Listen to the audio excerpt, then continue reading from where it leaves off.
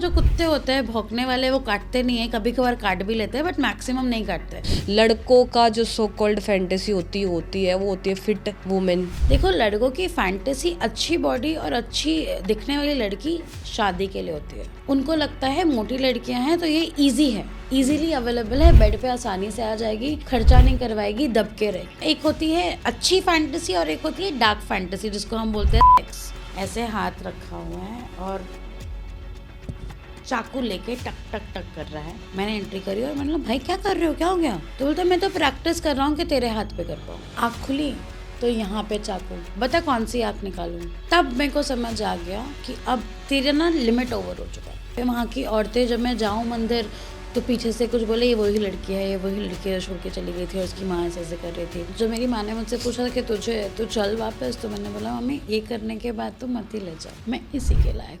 वरना उस टाइम लड़कियां मर जाती हैं।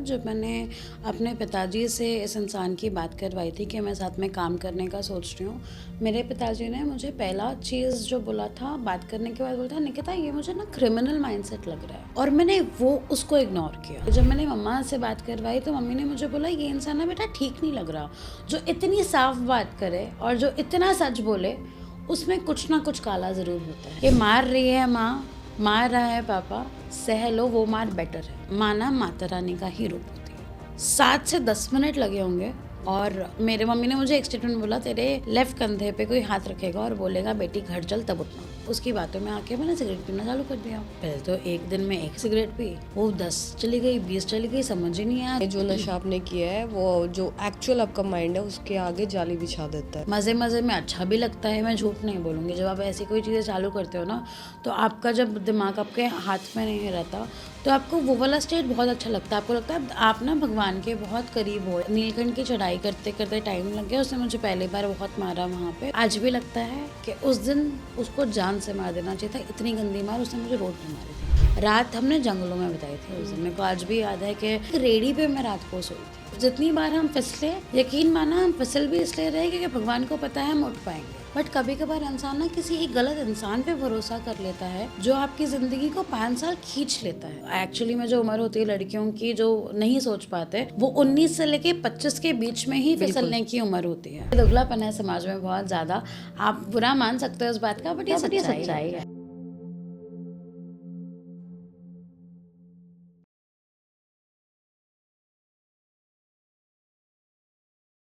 हेलो दोस्तों, नमस्कार सबको। आप सबका स्वागत है अपने नए पॉडकास्ट में। सभी कैसे हो? सब अच्छे होंगे।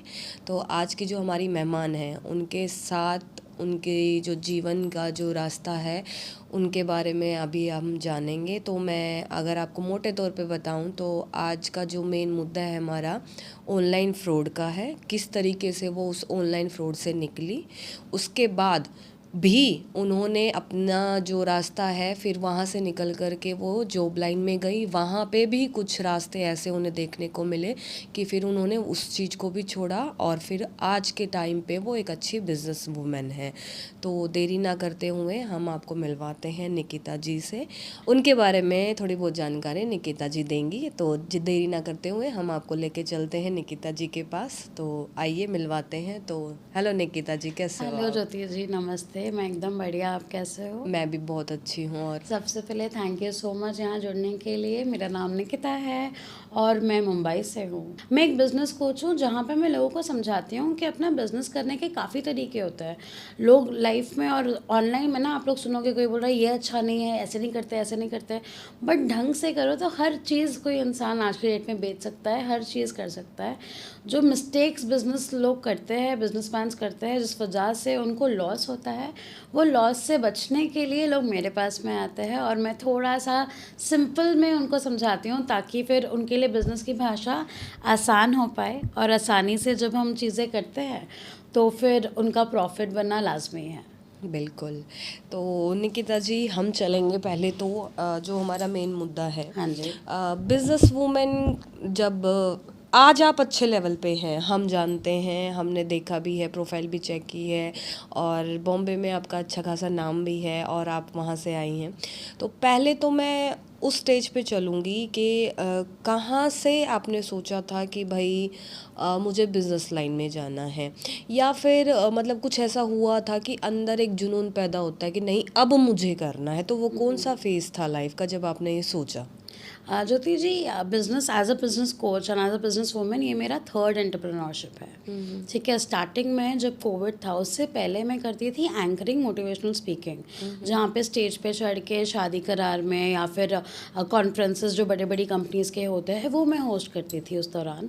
एंड वहाँ से जर्नी स्टार्ट हुई। बट उससे पहले मैं पढ़ रही थी अपनी डॉक्टरेट की पढ़ाई, जहाँ पे मैं फिजियोथेरेपी पढ़ रही थी। बिल्कुल। एंड फिजियोथेरेपी करते करते मेरे को ऐसा लगा कि जब मैं बातचीत ठीक कर लेती हूँ तो फिर मुझे एक क्लिनिक में और एक जगह पे क्यों रहना है जब मैं कुछ और भी कर सकती हूँ।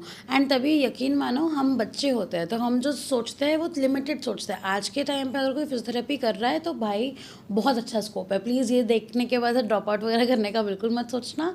मैंने कर दिया था, मैं मिस्टेक नहीं बोलूँगी, वो किया था इसलिए मैं आज आपके सामने बैठी हूँ। बट वो किया था मैंने अपनी पढ़ाई 4th ईयर 3rd ईयर के आसपास मैंने अपनी पढ़ाई छोड़ के मैं घर आई और मैंने मम्मा को बताया कि मम्मा मैं ना ये करना चाह रही हूँ। तो 1 साल 1.5 साल तो मेरे घर वालों ने मुझसे बात भी नहीं की थी, क्योंकि लाखों लगाते हैं पढ़ाई में, अचानक से बच्चा बोल दे उठ के कि नहीं नहीं छोड़ना है। और लड़कियों को तो आपको पता ही है कि घर वाले सोचते हैं कि इसको तो शादी करके जाना है, तो अब क्या करेगी ये, कौन करेगा इससे शादी, मतलब हर चीज़ लड़कियों का शादी से लिंक कर देता है। ठीक है, तो ये चीज़ हुआ। उसके बाद में मैंने सोचा कि मुझे बात करना अच्छा लगता है, मैं स्टेज पे जा सकती हूँ, मैं अभी भी काम करती हूँ, कुछ एंकरिंग इवेंट्स कर लेती थी 1-2 कॉलेज के टाइम पे। वहाँ से शुरुआत हुई मेरी फ्रीलांसिंग और इवेंट्स की जर्नी से। सो इवेंट्स में किया, सब कुछ किया। उसके बाद में बीच में कोविड के टाइम की वजह से जॉब करना पड़ा, बहुत लोगों के बिजनेस अफेक्ट हो गए थे, काफ़ी लोगों ने कुछ और अपना काम धाम किया, तो मैंने भी अपना वापस से ऑलमोस्ट ज़ीरो ही बोलूँगी कि यहाँ एंकरिंग में और इवेंट में तो मैं लाखों में कमाने लग गई थी। फिर मैंने वापस से 22,000 की नौकरी से स्टार्ट किया। बट अभी अच्छा है क्योंकि वो भी बहुत सारी चीज़ें सीखी, ऑनलाइन कैसे करते हैं, चीज़ें क्या करते हैं। एंड मैं मानती हूँ कि जब इंसान को सीखना होता है ना, तो आपके बैंक में कितने पैसे आ रहे हैं उससे ज़्यादा ये देखना इंपॉर्टेंट है कि आप कितना सीख पा रहे हो। बिल्कुल।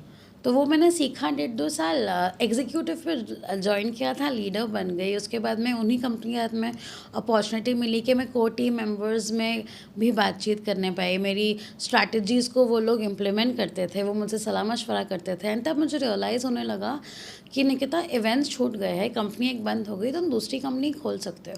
उसी दौरान ले ऑफ का बहुत सीजन था। एंड पॉलिटिक्स तो आपको पता ही है, पॉलिटिक्स में फीमेल्स को ना हमेशा हमारा समाज जो ना बहुत ज़्यादा दोगलापन है। ठीक है, दोगलापन है समाज में बहुत ज़्यादा।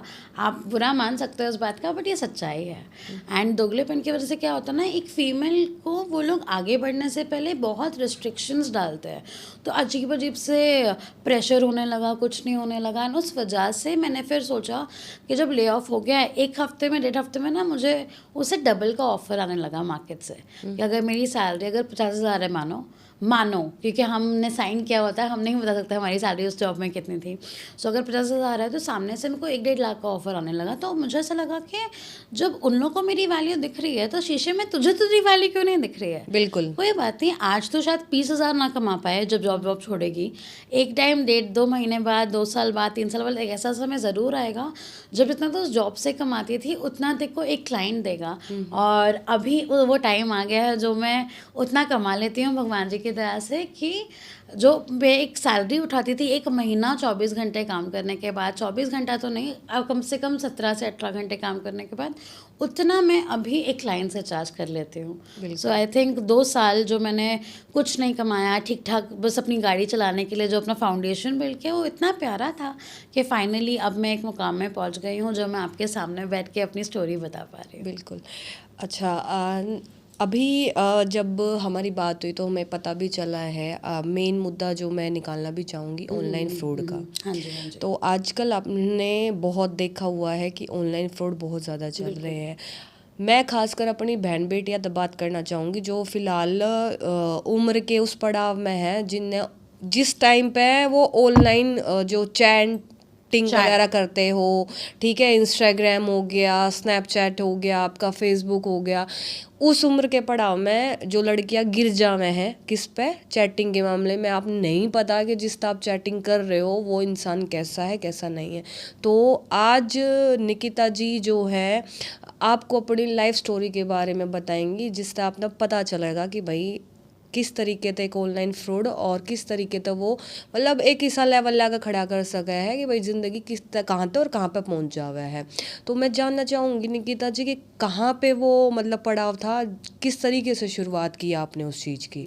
जिस तरह से मैंने अभी बताया आपको कि मेरा जो फर्स्ट बिजनेस था जहाँ पे मैं इवेंट मैनेजमेंट कर रही थी और एंकरिंग करती थी, जो फ्रीलांसिंग का काम चालू किया था, एंड कुछ कुछ मेरे एम्प्लॉयज़ वगैरह भी थे। उस दौरान में ऐसी ही घटना हुई कि न्यू ईयर का एक इवेंट था जहाँ पे मैं रात को घर टाइम पे नहीं पहुँच सकी, क्योंकि 12 बजे तो आपको पता है शहर बॉम्बे में शहर में न्यू ईयर मना रहे हैं, तो मैं स्टेज से ही उतरी होंगी 12:30-1 बजे। बट मम्मी तो मम्मी होती है, चाहे वो शहर वाली हो या गाँव वाली हो, माँ का तो प्यार वैसा ही होता है कि स्ट्रिक्ट रहना है, शादी नहीं हुई लड़की की। तो उस दिन मैं रात को घर नहीं आ पाई, क्योंकि मैं थोड़ा सा आउटस्कर्ट्स ऑफ बॉम्बे में थी। जैसे हम दिल्ली में हैं तो इसके आउटर एरिया कैसे होते हैं कि सिटी से दूर होते हैं, तो ट्रैवलिंग इज़ नॉट सेफ। तो उस वजह से मेरे को ओला और ऊबर या जो भी कैब होती है वो मैं नहीं कर पा रही थी। तो मैं सुबह घर पे 6 बजे पहुंची और मम्मा को लगा कि पता नहीं लड़की हाथ से निकल के रात भर घर नहीं आई। तो उस वजह से मम्मा ने मुझे बोल दिया कि आज के बाद तुम ना माइक को हाथ नहीं लगा पाओगे, ठीक है। एंड तब तो मुझे ऐसा लगा था कि भाई मेरी दुनिया उजड़ गई, अब मैंने अपनी पढ़ाई छोड़ दी है माइक के लिए, और मैं माइक से ठीक ठाक कमा भी रही थी भगवान की दुआ से। और उसके बाद अब क्या करूँगी, मेरी तो लाइफ ही एंड हो गई है ना। अब 22-23 के साल में ना आप इतने कच्चे होते हो दिमाग से कि आपको लगता है ये घटना हो गई, अब लाइफ एंड कर दो, अब आगे आप बढ़ ही नहीं पाओगे, कुछ नहीं होने वाला आपके साथ में लाइफ में। तो वैसा हो गया। उसके बाद में जब मैं घर वालों के साथ में थोड़ा मम्मा से बोलना ऊपर नीचे होने लगा, पापा से थोड़ा होने लगा, तो मैंने ना, मेरे पापा राइटर है, एंड राइटर ना बहुत ही खुले दिमाग के लोग होते हैं जो अपनी चीज़ें लिखते हैं, जो अपनी बेटियों को बहुत सपोर्ट करते हैं। तो जब मैंने मेरे पापा को बताया कि पापा अभी ऐसा वैसा हो गया है, मेरा मन नहीं कर रहा, मैं क्या करूँ समझ नहीं आ रहा, तो बोले तो बेटा वही कर जो तुझे करने का मन है, माँ को मैं देख लूँगा, ठीक है। और ये स्टेटमेंट बहुत प्यारा था। एंड आज उसी का थोड़ा सा दुख है कि वो स्टेटमेंट का अगर मैं थोड़ी समझदारी से होती तो यहाँ पे थोड़ा जल्दी आ गई होती, बिल्कुल, ठीक है। बट अगर वो चीज़ें नहीं हुई होती तो यहाँ पे आती भी नहीं, मैं तो कुछ और ही कर रही होती लाइफ में, है ना। तो ये तो ठीक है, ये तो सीख हो गई। उसके बाद जो मेन चीज़ हुआ, जो आपके ना लड़कियों का क्या होता है, जब वो अपने पापा से मम्मी से नाराज़ हो जाते हैं ना, तो वो बाहर प्यार ढूंढते हैं, बाहर सपोर्ट ढूंढते हैं। तो मैंने प्यार नहीं, मैंने सपोर्ट ढूंढा था। सो ये जो बंदा था ये मुझे एक व्हाट्सएप ग्रुप से मिला, ठीक है। व्हाट्सएप ग्रुप से चैटिंग स्टार्ट हुई। कौन सा ग्रुप? जहाँ पे सारे फाउंडर्स, इवेंट मैनेजर्स, सारे अच्छे लोग हैं, तो ट्रस्ट तो है ही। ऐसा वैसा ग्रुप था नहीं, वो अच्छा ग्रुप था इंडिया का, बहुत सारे इंडिया के इवेंट मैनेजर्स उसमें जुड़ रखे थे। वहाँ से मिला तो भरोसा ना होने का तो चांस ही नहीं है कि अगर वहाँ मैं भी हूँ वो भी है तो कुछ तो काम करता ही होगा, इसलिए उस ग्रुप में मौजूद है। तो बातें करना चालू हुई और बातें हुई काम के सिलसिले में। बट उसने फूक डालनी चालू कर दी कि तुम्हारे पापा तो ऐसे है, तुम्हारी मम्मी तो ऐसे। और जो आपने अभी जिस उम्र बताई, एक्चुअली में जो उम्र होती है लड़कियों की जो नहीं सोच पाते, वो 19 से लेके 25 के बीच में ही फिसलने की उम्र होती है। बिल्कुल, यही उम्र के टाइम पे ना आपको थोड़ा सा ज़्यादा पढ़ाई करनी चाहिए, बुक्स पढ़नी चाहिए, ज़्यादा पॉडकास्ट सुनने चाहिए, ताकि आप दुनियादारी समझ पाओ। अब तो बहुत आसान हो गया ऑनलाइन, पहले इतना कुछ नहीं था। जब मैं जिसकी आज से 7-8 साल पहले की जब बात कर रही हूँ तब इतना कुछ नहीं था। उस दौरान उसने नेगोशिएशन में काफ़ी अच्छा, बात करने में अच्छा, मतलब ना वो खड़े पैर किसी को भी भेज दे, इतना चालाक। तो मुझे लगा कि भाई ठीक है, काम करना चाहिए, पैसे कमाएंगे साथ में मिलके। सो जैसे ही मैंने काम वगैरह चालू किया तब मैंने डिसाइड किया कि अभी ना ज्योति जी अब ठीक लग रहा है ये इसकी। उसने मुझे ना जाली फ़ोटोज़ भेज दी कि ये मेरा ऑफिस है, ये सब कुछ है। और तभी मैं तो फ्रीलांसिंग और जस्ट ऑफिस स्टार्ट ही कर रही थी, पैसे कमा रही थी बट ऑफिस नहीं था, घर से काम कर रही थी। तब मैंने सोचा कि चलो ठीक है, इसका तो ऑफिस वगैरह भी है, तो स्पीड में आप ना तभी ना बहुत जल्दी जल्दी करने का सोचते हो उस उम्र में, और स्पीड में आगे निकल जाऊँगी, कोई बात नहीं। एंकरिंग मम्मा ने मना कर रखी है, मैं इवेंट में तो अच्छा खासा कर लूँगी। सोचते एकदम तय मतलब कि बहुत जल्दी कमाने लग जाऊँ, एकदम तो पैसे भर जाओ हमारे घर में। है ना, बिल्कुल, तो थोड़ा सा बिल्कुल। माइंड हो जाता है उस टाइम पे भी कि भाई हम सोचे हैं कि एकदम तय ही मतलब सब कुछ हमने मिल जावे, पर ऐसा नहीं होता है। हर एक चीज़ की स्टेज होती है, हर एक चीज़ का पड़ाव होता पड़ाव है। होता है। जैसे जैसे आप उसको क्रॉस करते चलोगे, समझदारी, पैसा, ईमानदारी, सारी चीज़ें आप में आती चलेंगी। तो उसके लिए एक पड़ाव की ज़रूरत होती है और एक उस उम्र सीख की ज़रूरत होती है। और हम लोगों के साथ क्या होता है, नॉर्मलाइज जो पर्सन होते हैं उनका यही होता है, एक तो वो सोशली ऐसे होते हैं, ठीक है, समाज उनको ऐसा बना देता है और वो फिर एकदम से उस चीज़ को पाने की कोशिश करते हैं। तो वो स्टेज भी उसी उम्र में होती है, वो जवानी का जो जोश बोलते हैं ना उसको बोलते हैं। और मैं ये नहीं बोलूँगी सभी, 99.9% में से कोई 1% पर्सन ऐसा भी होगा कि उस एज में उस जुनून से कमा भी जाएगा, ठीक है। पर कहने का मतलब वही होता है कि सबके साथ लिए वो रास्ता नहीं होता है। वो बहुत ही शार्प माइंडेड इंसान जो होगा, क्लेवर जो होगा बिल्कुल, वो तो फिर भी कर जाएगा। मैं तो बता रही हूँ, मैं वो 1% में से थी। मैंने कमाया काफ़ी, ऐसा नहीं है नहीं कमाया, काफ़ी कमाया भगवान की दया से, ठीक है। और मेरा सपोर्ट भी काफ़ी चीज़ें ठीक चल रही थी। बट कभी कभार इंसान ना किसी एक गलत इंसान पे भरोसा कर लेता है जो आपकी ज़िंदगी को 5 साल खींच लेता है। That's the point. आपने बोला बहुत अच्छी बात है, मैंने वही बोला ना कि आप कमाते हो, पर आपकी सीख कहाँ थी, आपने क्या सीखा आपने। अब हम लोग जो बात कर रहे हैं, हमारा मेन मकसद ये ही ना कि भाई मैंने वो उस चीज़ में बहुत स्पीडली करा, बट हमने सीख कहाँ से ली, हमने सीख वहीं से ली ना जहाँ पे आपने वो जो दौर 1 साल में कमाया, उस एक दौर में आपको वो इंसान मिला, अब 5 साल आपको पीछे खींच लिया। तो वही सीख है जो हम लोगों को देना चाह रहे हैं, वही चीज़ है, वही चीज़ जो हम आप आगे लेके आना चाह रहे हैं वो। अगर किसी भी इंसान को आगे बढ़ना होता है, वो आपको वो लर्निंग, वो स्टेज, बिल्कुल आपने सही कहा, पार तो करना ही पड़ता है। एंड हर ठहराव के साथ में कोई ना कोई रिस्पॉन्सिबिलिटी आती है। कभी हम फिसल जाते हैं, कभी हम रुक जाते हैं। जब जितनी बार हम फिसले, यकीन माना हम फिसल भी इसलिए रहे क्योंकि भगवान को पता है हम उठ पाएंगे, बिल्कुल ठीक है। हर चीज़ चलाने वाला तो वही वही है, है। है ना। तो अगर मेरी लाइफ में कोई भी डिफ़िकल्टीज नहीं बोलूँगी मैं, चैलेंजेस बोलूँगी, तो चैलेंजेस उसी की लाइफ में आता है जो भगवान को पता है ये स्ट्रॉन्ग है, ये पार कर जाएगा, है ना। तो यही चीज़ हुई कि मैंने सोचा कि सब कुछ ठीक होगा। मैं निकल गई, वो आ गया मुझे मेरे घर के पास लेने, बॉम्बे आ गया। एंड उसने मैनिपुलेशन स्टार्ट कर दिया कि तुम्हारे बिना कैसे होगा, हमने इतने प्लान्स बनाए हैं, तुम नहीं आओगे तो क्या होगा। एंड देखा देखी में मुझसे एक गलती हो गई जहाँ पे मैंने डिसाइड किया कि वैसे भी मम्मा तो मेरी बात नहीं मान रहे, मैं आगे क्या करूँगी, मेरा करियर तबाह हो गया है। कोई बात नहीं, ये इंसान है, इसका ऑफिस है, इसका सब कुछ है, मैं इस पे भरोसा कर लेती हूँ। और इतने 5-6 महीने से बात तो चल ही रही है, ठीक ही लग रहा है अभी तक, तो सारे पैसे वैसे साथ में और कमाए ही। तो सोचा इस भरोसा करके देखते हैं और निकल लेते हैं, ठीक है। और मैंने फ़ैसला किया कि अब मैं घर पे नहीं रहूँगी और मैं चली जाऊँगी घर से। और वो फ़ैसला का मुझे आज भी पेन है क्योंकि मैंने ना एक गलती कर दी। मेरे पापा के रूम के बाहर मैंने कुंडी लगाई ताकि, मेरी मम्मा तो थे नहीं उस दौरान, घर पे कुछ काम होगा, ट्रैवल कर रहे थे वो बेसिकली, मेरी फैमिली इमरजेंसी आ गई थी। एंड पापा वगैरह कोई घर पे बस पापा है। तो मैंने क्या किया, बैग पैक करते हुए पापा की कुंडी लगा दी। आज भी मतलब मुझे ऐसा लगता है अगर निकिता तुमने कुंडी नहीं लगाई होती ना तो मुझे इतना बुरा नहीं लगता, क्योंकि उनकी एज है। ऐसे टाइम पे कुंडी देख के कांप जाएगा इंसान, सांस फूल जाएगी, हार्ट अटैक आ सकता था, कुछ भी गलत हो सकता था, ठीक है। और वो गलती इतनी भारी पड़ जाती ना कि मैं अपने आप को देख भी नहीं पाती। बिल्कुल। बट मैं बोलती हूँ ना कि हर जगह से मेरा भगवान मेरे को निकाल लेते हैं। तो आई एम सो प्राउड कि मेरे भगवान जी इतना सपोर्ट करते हैं मुझे कि मेरे पापा अभी भी ठीक है, अभी भी मेरे साथ है। तो मुझे ये लगता है कि वो गलती बस, अगर एक गलती मेरे को चाहिए ना कि एक भूल चूक भगवान आके इरेज कर पाए, तो वो लॉक ना करती मैं, ताकि वो उनको वैसा शौक ना मिलता जो मैंने दिया। वो डिज़र्व नहीं करते थे। मेरे पापा बहुत अच्छे हैं, बहुत ज़्यादा, और मैं उनकी एकदम नालायक बेटी थी उस दौरान। नहीं करना चाहिए था मुझे, मतलब मैं आज भी मैं जब भी ये सोचती हूँ मेरे आँखों में से, आई एम सो सॉरी, मेरे आँखों से पानी ही नहीं रुकता। ऐसा लगता है कि, और यही चीज़ अभी जब मेरे को समझ आई है, इसी वजह से मैं आपके शो पे उस लड़कियों को, उस बेटियों को, उस माँओं को समझाना चाहती हूँ कि अगर आपको लग रहा है कि आपकी बेटी कुछ गलत कर रही है, या अगर लग रहा है कि वो गलत हाथों में जाने वाली है, उसको नहीं पता। सच बता रही हूँ, उसको वही दिख रहा है जो वो सोच रही है, क्योंकि उसका दिमाग बंद है। तो आप एक प्रोफेशनल हेल्प लीजिए, काउंसलर के पास जाइए। आजकल दुनिया में ना 500, 1000, 1500, 2000 में काफ़ी अच्छे लोग मिल जाते हैं, जो लोग ने ये सब की पढ़ाई कर रखी होती है। वो ना सिचुएशन को ऊपर से देखेंगे और उसको, उस बच्ची को ऐसा समझाएंगे कि उस बच्ची को समझ आएगा कि अच्छा, लाइफ अभी एंड नहीं हुई है, अब मैं जी सकती हूँ, अब मैं कुछ बन सकती हूँ।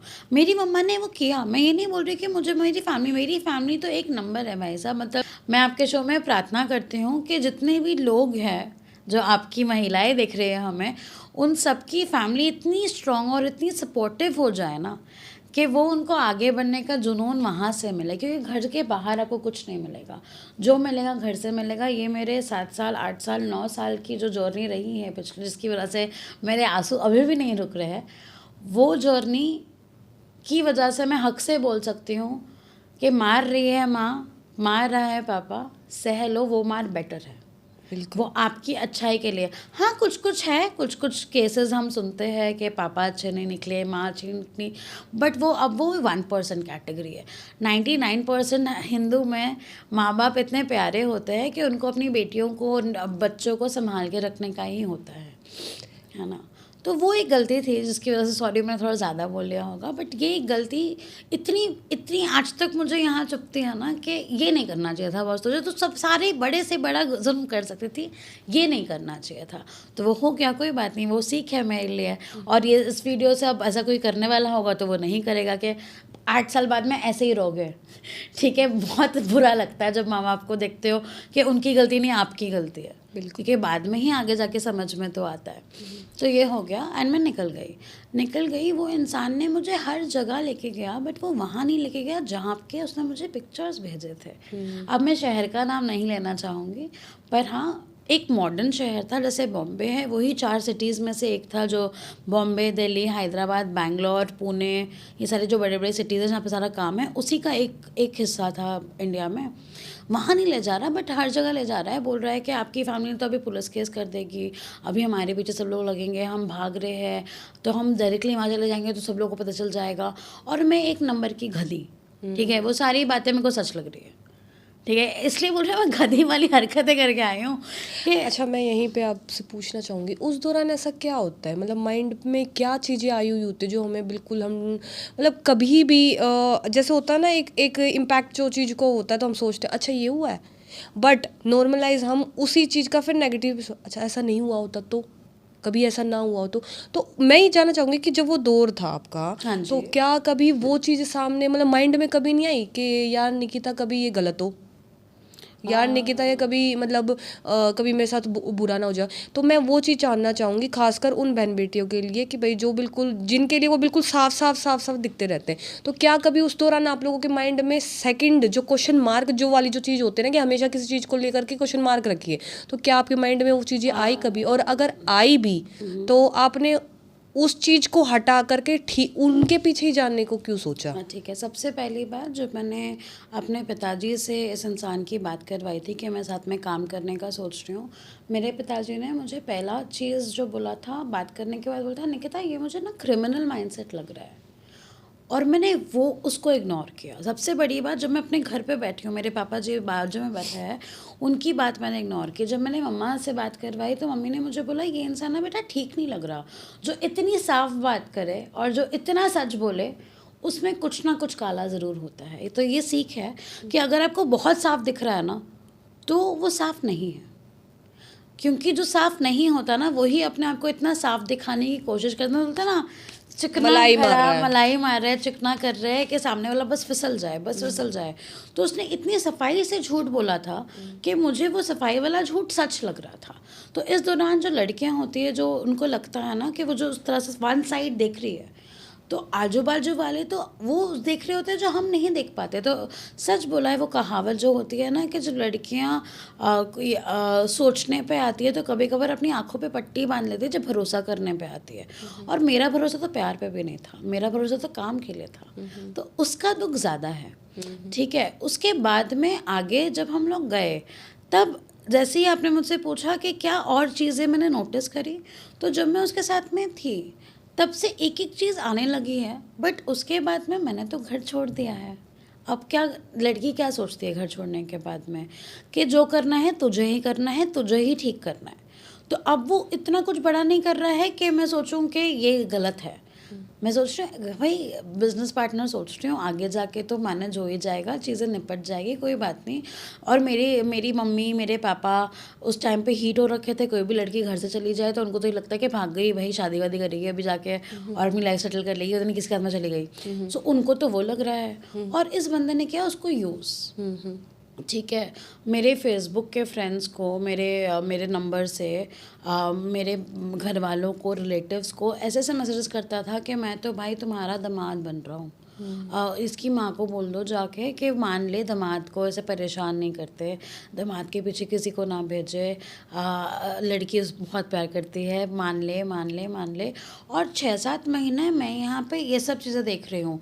किसी दिन खाने के पैसे नहीं हैं, किसी दिन कुछ है, क्योंकि हम लोग तो रोड पे है। होटल में कोई इंसान कितना अफोर्ड कर लेगा बताओ आज के दिन पे? 30-40 हज़ार एक महीने का होटल में आप दे रहे हो, तो आप कितना ही कमा लोगे घूमते घूमते, जब आपका काम नहीं चल रहा, आपका सेविंग कब तक आपका सपोर्ट करेंगे?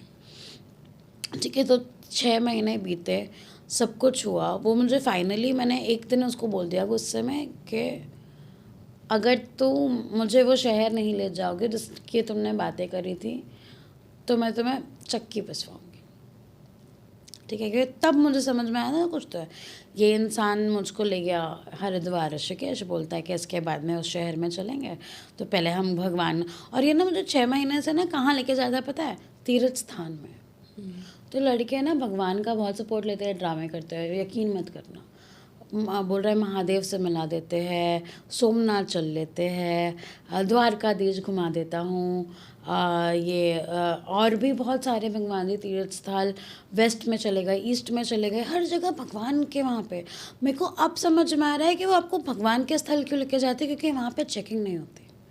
इतने सारा क्राउड चेंज होता रहता है ना, तो वहाँ पे किसी का चेकिंग होना, पकड़े जाना थोड़ा डिफ़िकल्ट होता है, क्योंकि इतने ट्रैवलर्स होते हैं, लोगों की शक्ल याद नहीं रहती, क्योंकि इतना, आप यकीन मानो, अगर अभी से बीच में ही हमारे महाकुंभ हुआ था, इतने सारे तीर्थयात्री हर जगह से आए हुए थे, किसका चेहरा याद होगा किसी को? तो वो ना क्राउडेड जगहों का इस्तेमाल करते हैं ऐसे लोग। ठीक है, तो ये सब तभी समझ नहीं थी, बट आज जब मैं यहाँ पे बैठ के पीछे दोहरा रही हूँ अपनी और आपको स्टोरी बता रही हूँ, तो मेरे को समझ में आ रहा है कि इस तरह से वो चीज़ें वो लोग घुमा घुमा के आपको वो जगह दिखाएंगे ना, तो आपका भरोसा आने लगेगा। मुझे लग रहा है भाई ये तो बहुत अच्छा लड़का है, भगवान की बातें कर रहा है, दर्शन करवा रहा है, कोई बात नहीं, सिचुएशंस है। तो अब जब मुझे था कि दो बार आपने नहीं सोचा, क्या इस वजह से नहीं सोचा कि भगवान का आप क्या सोचोगे? आपको सोमनाथ में दर्शन करना है, आप ये सोचोगे कि यार ये तो अच्छा है, इसके बहाने दर्शन हो गए मेरे। आप तो अच्छा ही सोचोगे किसी के लिए जो आपको भगवान के पास लेके जा रहा है बार बार। तो ये वो करता था, हर जगह पे भगवान भगवान भगवान। तो और उसी भगवान की वजह से मैं वहाँ से निकल गई। ऋषिकेश में, हरिद्वार में हम कुछ 20-22 दिन रुके।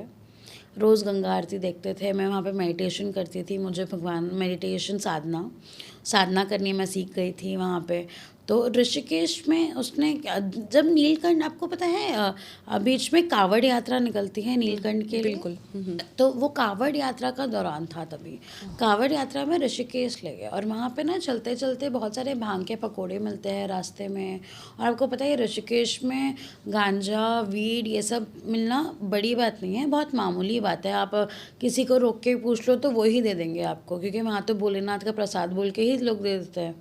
ठीक है, इसने वहाँ से चालू करी अपनी हरकत, जिस वजह से मुझे ठीक नहीं लगने लगा। वो फर्स्ट दौरान था जहाँ पे मेरे को लगा कि नहीं, क्या तो अपनी लाइफ के साथ क्या कर रही है।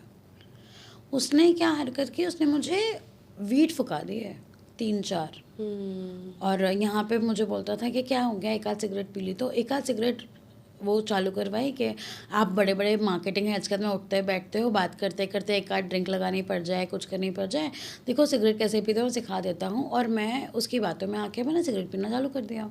सो पहले तो एक दिन में 1 सिगरेट पी, वो 10 चली गई, 20 चली गई, समझ ही नहीं आया। तो उसने वहाँ से दिमाग को वो ट्रैप करना चालू कर दिया। वहाँ जाके उसने मुझे बोला कि यहाँ पे आए हैं, महादेव का प्रसाद है, ये फूक लेते हैं। तो 1 2 3 ऐसे उसने एक 3-4 दिन तक मुझे कुछ ना कुछ बहाने से उसने मुझे बोला। एंड चौथे दिन क्या हुआ कि हम जब नीलकंठ की चढ़ाई कर रहे थे, पहले उसने नीचे मुझे वो फुकाया, ऊपर जाके उसने मुझे भांग के पकौड़े बोल के खिला दिए, नॉर्मल पकौड़े। बोला नॉर्मल पकौड़े हैं, और खिला दिए भांग के पकौड़े। और तभी आपको पता है कि लड़कियां ना ज़्यादा दुकानदारों से बात नहीं करती, पूछती नहीं है, और ऑलरेडी बहुत सारे लोग हैं तो क्या ही आप जाओगे दुकान में कुछ लेने।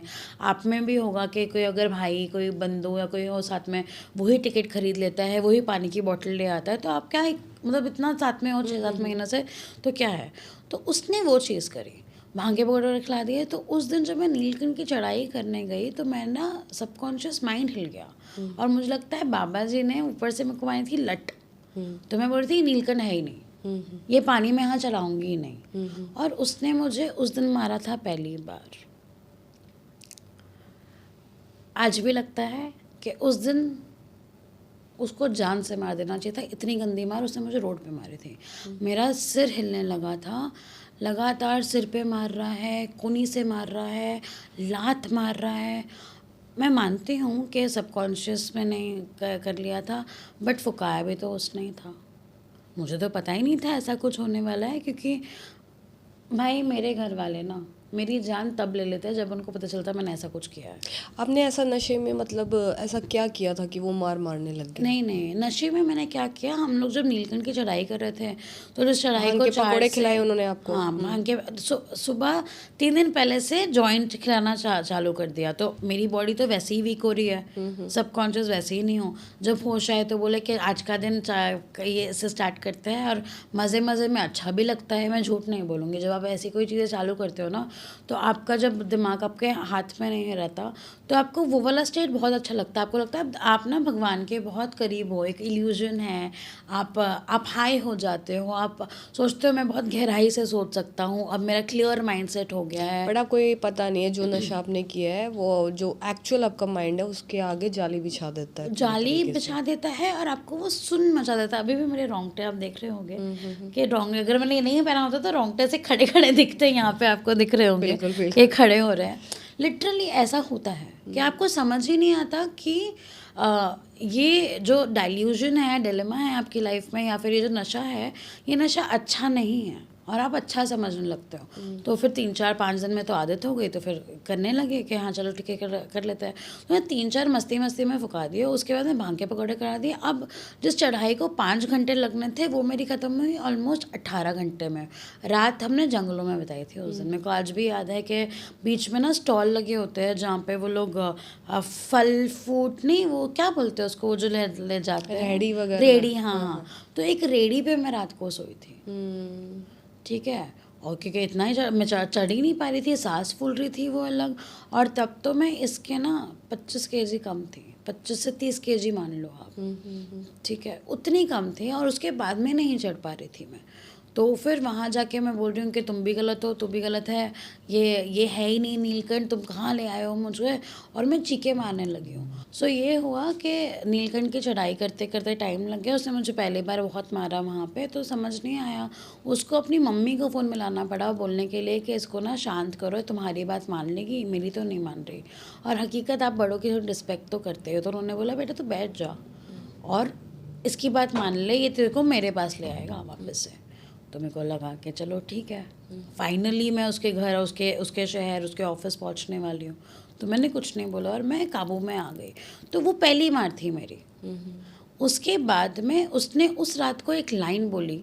हम धर्मशाला में रुके थे और हम ऐसे कमरे वमरे में नहीं रुकते थे, हम रुकते थे जहाँ पे 25-30 यात्री रुकते हो धर्मशाला में। तो ऐसा भी नहीं है कि ये प्यार कर बैठी थी मैं उससे, ऐसे खुली जगहों पे हम रुकते थे कि हमें कमरे में रुकने की ज़रूरत नहीं है, ठीक है। वहाँ रुके हुए थे और उसने मुझे कान में पता है क्या बात बोली कि तेरी ज़िंदगी नर्क बनाऊँगा या स्वर्ग तेरे को समझ भी नहीं आएगा।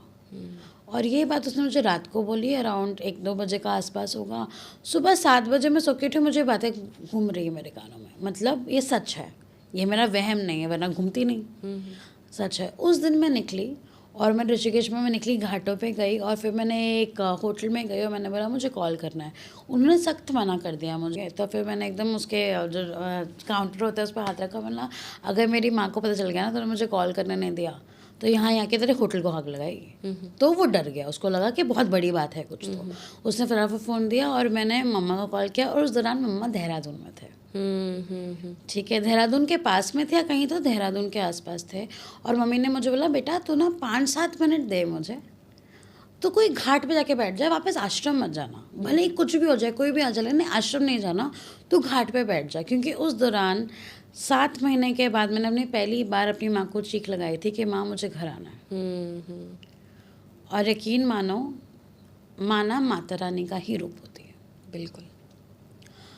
7 से 10 मिनट लगे होंगे, और मेरे मम्मी ने मुझे एक स्टेटमेंट बोला, तेरे लेफ्ट कंधे पे कोई हाथ रखेगा और बोलेगा बेटी घर चल, तब उठना, तब तक आंखें बंद करके अपना साधने में लग जा, कोई बात वे घर में कर रहा, यही है तेरा ये साइन है कि तेरे को मैंने भेजा है किसी को। और बोलती है 10 मिनट के अंदर अंदर ना मैं आ रही हूँ बेटा। 10 मिनट का लग रहा है मम्मी बॉम्बे से 10 मिनट में कैसे पहुँचेगी। मैं बोल रही है मैं आ जाऊँगी, 10 मिनट मुझ पर भरोसा कर ले। एंड 7 से 8 मिनट के अंदर मेरे यहाँ कंधे पे किसी ने हाथ रखा और बोला कि बेटी घर चल। मैं पीछे पलटी, पूरा एरिया आर्मी से। ऋषिकेश में ना पुलिस नहीं होती, आर्मी होती है ऐसी कोई केसेस में। पूरा जहाँ तक मेरी आंखें जा रही है वहाँ पे आर्मी थी, पूरा चप्पा आर्मी। मतलब अगर मैंने बोला कि मेरे आश्रम से मुझे बैग लाना है, तो वो आर्मी ने मेरा बैग पास किया है, किसी को जाके लाना भी नहीं पड़ा। इतने लोग थे, इतनी फौज आ रखी थी। मेरे को समझ नहीं आया कि मेरी माँ कौन हो। तो मैं तो आज भी सोचती हूँ कि हम तो मिडिल क्लास है, बट पैसे और माँ का तुलना कभी हो ही नहीं सकता। बिल्कुल। वो 7 मिनट में पता नहीं क्या किया था, और वो 7 महीने क्या किया मुझे नहीं पता। मम्मी के इतने कॉन्टैक्ट्स हो गए थे, इतने जगह, इतने दरवाजे गई होगी मम्मी मेरे लिए ना। तो अगर तुम ऐसी कोई गलती करते हो ना, तो तुम्हारी माँ इतना झुक जाती है लोगों के सामने, और इतने लोगों के कॉन्टैक्ट्स बना लेती है तुम्हें बचाने के लिए। एंड वही हुआ, 7-8 मिनट के अंदर आ गए और आर्मी आ गई। एंड वो मुझे पुलिस स्टेशन ले गई। मैं नहीं पुलिस वालों की बात मान रही, क्योंकि मुझे लगता था कि पुलिस बहुत करप्ट है, वो तो पैसे लेके ये जो बोलेगा वो मान लेगी, मेरी बात को नज़रअंदाज हो जाएगी। एंड जब मैं पुलिस वालों से झगड़ा कर रही थी, तब उन्होंने मुझे बोला कि आर्मी वालों ने कि मैम हम बाहरी हैं, तो आप डरो मत। और विदिन 5 आवर्स मेरी मम्मा आ गए थे वहाँ पे, और मुझे वहाँ से निकाल के ले गए अपने साथ में। एंड वो पहले बार था। एंड उसके बाद मुझे पता चला कि इसने 6-7 महीने में मेरी माँ को ये स्टेटमेंट बोला था कि मेरे को दामाद बना लो। मेरे फ्रेंड्स ने मेरे को स्क्रीनशॉट भेजे हैं कि इसने कैसे कैसे मैसेजेस किए। और तब मुझे ऐसा लगा कि 7-8 महीने तो मैं रही ली हूँ उसके साथ में, अब ये दामाद बनाने बोल ही दिया, मेरी रेपुटेशन की धज्जियाँ उड़ाई दी है। एक लड़की के लिए क्या होता है, रिस्पेक्ट ही होती है। और मैं बॉयफ्रेंड के साथ तो गई नहीं थी, मैं तो बिज़नेस पार्टनर समझ के गई थी। तो जब ये रिस्पेक्ट पे बात आई, तो मुझे लगा कि मैं सोचती हूँ इसी के साथ रहूँगी। जब मेरी माँ ने मुझसे पूछा कि तू चल वापस, तो मैंने बोला मम्मी ये करने के बाद तो मत ही ले जाओ मुझे, मैं इसी के लायक हूँ। कोई नहीं, पानी लो थोड़ा।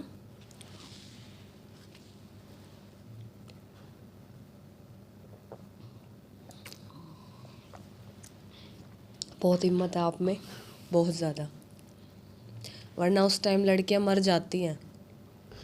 तो इस दौरान ज्योति जी मैंने एक बहुत ही बड़ी सीख ली है, जो मैं इनको भी बताना चाहूँगी आपके व्यूअर्स को, कि मेरा एक टाइम ऐसा आया था कि मुझे ऐसा लगा था कि अब तो तूने अपने घर वालों को छोड़ दिया है, अपने माता पिता को, भाई बहन को इतना दुख दिया है, उनकी ज़िंदगी में क्या ही वापस लौटेगी। ये इंसान उस पर भरोसा किया था, उसने भरोसा तो तोड़ा ही तोड़ा, तुझे भी तोड़ दिया, तेरा कॉन्फिडेंस तोड़ गया, तेरी आवाज़ छीन ली, मैं बोलना बंद कर दी थी, इतना घबरा गई थी, इतना काँप उठी थी। मैंने सोचा कि मैं ना, नीलकंठ का टाइम है, नीलकंठ से आ रही हूँ, कांवड़ यात्रा चल रही है, यहाँ पे ही कूद जाती हूँ। एक पल को ऐसा दिमाग में आया।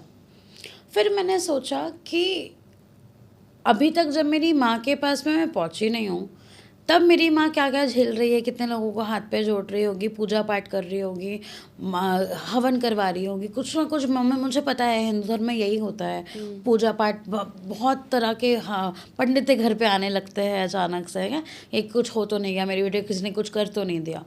उस टाइम पे मेरे को पता है मेरे महादेव ने ही मुझे समझ दी थी और मुझे वो हिम्मत दी कि मैं गंगा जी में डुबकी लगाने जो जाती हूँ वो डुबकी लगाऊँ और उसे मैं अपना मौत का रीज़न ना बनाऊँ।